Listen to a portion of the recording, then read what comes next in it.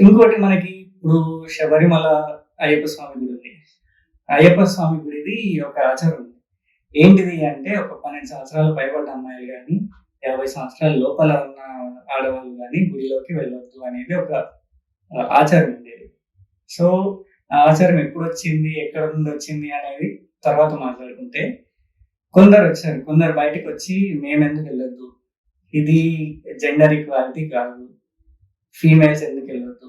మేమెళ్తాం. ఖచ్చితంగా ఎళ్తాము. అని రోడ్ల పైకొచ్చి గొడవ గూడా చేసేసి, దాని ఆర్గ్యుమెంట్ పెట్టి, డిబేట్స్ పెట్టి, టీవీలలో ఎళ్లి, ఇంకా అన్నీ చేసి మొత్తం గొడవ గూడా చేసి, మొత్తానికి ఏం చేసిండ్రు? They have got a right to enter into the temple. Okay. అక్కడి వరకు అంతా బానే ఉంది. You have all the rights to protest. నీకు constitution, Indian constitution it gave a right to protest. And నీకు రైట్ కూడా వచ్చింది లోపలికెళ్ళడానికి. కానీ బేసిక్స్‌లో వెళ్తే, ఇప్పుడు నువ్వు అయ్యప్ప స్వామిని నమ్ముతున్నావు. నమ్మినప్పుడు దాని రిలేటెడ్ ఆచారాలే నువ్వు నమ్ము. ఎళ్ళొద్దు అంటే టెంపుల్‌కి ఎళ్ళొద్దు. నువ్వు నమ్మితే. నువ్వు నమ్మట్లేదు. అయ్యప్ప స్వామిని నేను నమ్మను.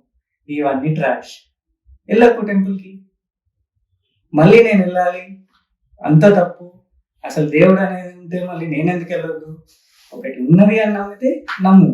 లేదు నమ్మకు వదిలేసేయి. దాన్ని ఇప్పుడు నేను ఇట్లనే చేస్తా, నా ఇష్టం ఉన్నట్టు చేస్తా అనేదాన్ని అదొక్కటి మాత్రం ఆపుకుంటే అందరికీ మంచిది.